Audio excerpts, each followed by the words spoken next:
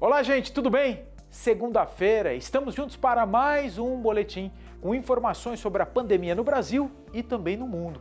Começamos por aqui mesmo. O Supremo Tribunal Federal marcou para o próximo dia 16 o julgamento de duas ações que cobram a divulgação do planejamento do governo federal no combate à pandemia de Covid-19. Essas ações começaram a ser julgadas, mas o ministro Luiz Fux pediu destaque e a continuação dessa análise foi adiada. O relator do processo, que é o ministro Ricardo Lewandowski, defende prazo de 30 dias para o Ministério da Saúde. Em uma das ações, o partido Rede Sustentabilidade questiona a conduta do presidente Jair Bolsonaro, que desautorizou o ministro da Saúde, Eduardo Pazuello, que havia anunciado a intenção de o governo federal comprar 46 milhões de doses da vacina Coronavac, desenvolvida em parceria entre o Instituto Butantan e a farmacêutica chinesa Sinovac. Na outra ação, 5 partidos pedem que o presidente seja obrigado a adquirir vacinas e medicamentos contra a Covid-19 que forem aprovados pela Anvisa. O relator dos processos, ministro Ricardo Lewandowski, votou para determinar que o governo federal apresente em 30 dias um plano detalhado das estratégias e ações para assegurar a oferta de vacina contra o coronavírus. Mas, com o pedido de destaque do presidente do STF, ministro Luiz Fux, o julgamento no plenário virtual foi interrompido e será retomado no plenário presencial desde o início. Isso inclui a leitura do relatório, sustentações orais, votação de todos os ministros, inclusive o do relator, ministro Ricardo Lewandowski. O julgamento das duas ações foi marcado para a sessão plenária por videoconferência do dia 16 de dezembro. Secretarias de saúde do Brasil todo cobram do Ministério da Saúde um plano unificado de compras e também distribuição das vacinas contra a Covid. Essa manifestação é uma reação a um ato do governo federal, o de não incluir a vacina do Instituto Butantan de São Paulo na lista daquelas que serão compradas e distribuídas no Brasil. Sempre é bom lembrar, né? A vacina do Instituto Butantan é aquela feita em parceria com o laboratório chinês Sinovac. O pedido é assinado pelo CONAS, Conselho Nacional de Secretários de Saúde, e pelo Conselho Nacional de Secretarias Municipais de Saúde. Na nota divulgada hoje, os secretários estaduais e municipais de saúde defendem a incorporação pelo Programa Nacional de Imunizações de todas as vacinas contra a Covid-19, com reconhecidas eficácia e segurança, especialmente as que já estão sendo testadas no Brasil, considerada ainda a necessidade de se alcançar a imunização de toda a população brasileira com a máxima brevidade. Nesta semana, o Ministério da Saúde divulgou que o cronograma de vacinação prevê o início das aplicações em março, com prioridade para idosos com 75 anos ou mais, profissionais de saúde e indígenas.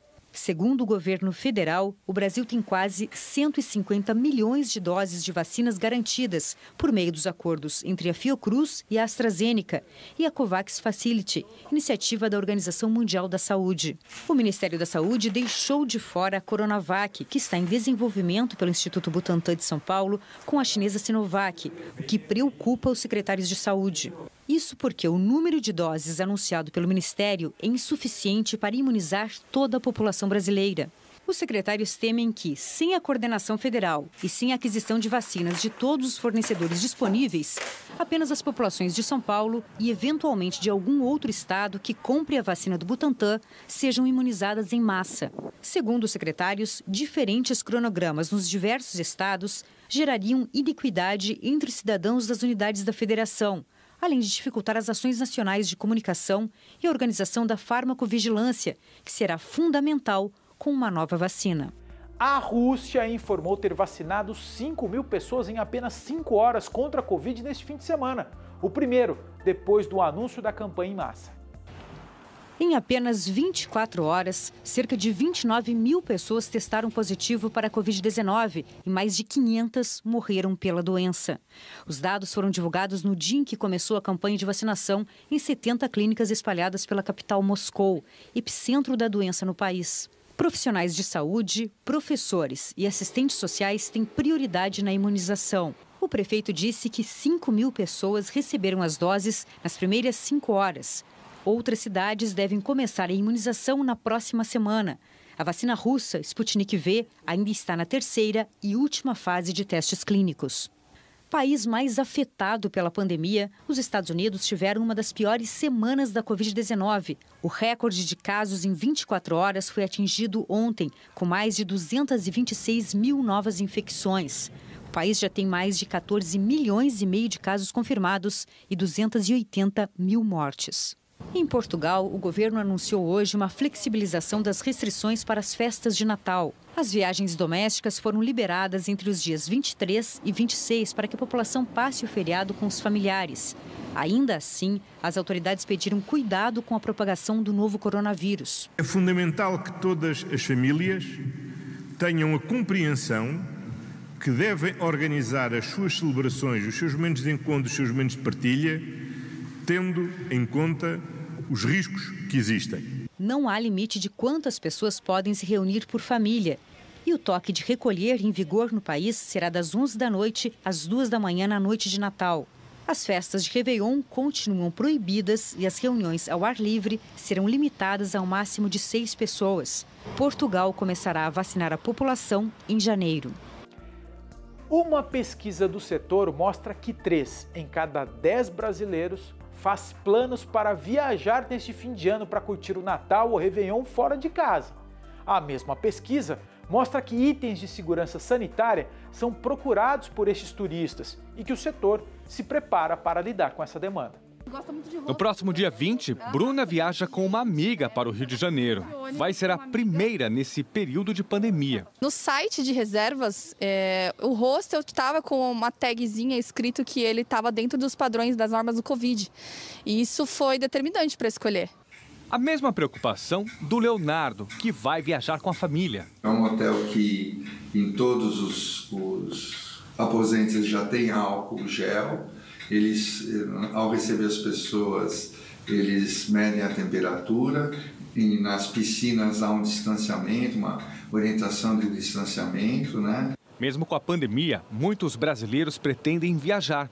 É o que revela uma pesquisa feita pela Federação do Comércio de São Paulo e a Inter-American Network, uma agência de relações públicas em 6 países.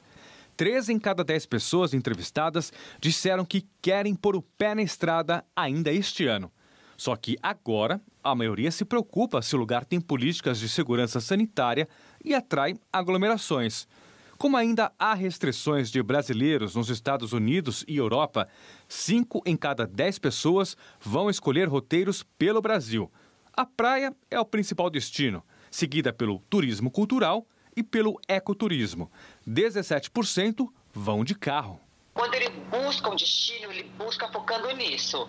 Esse destino está atendendo todos os protocolos, esse destino é um destino seguro. O que o brasileiro não está procurando é compras, lugares com muita gente. Então, assim, a gente vê 2 pontos que caíram. O setor do turismo é um dos mais atingidos pela pandemia da Covid-19. No Brasil, entre os meses de março e setembro, o prejuízo chega a 35 bilhões de reais.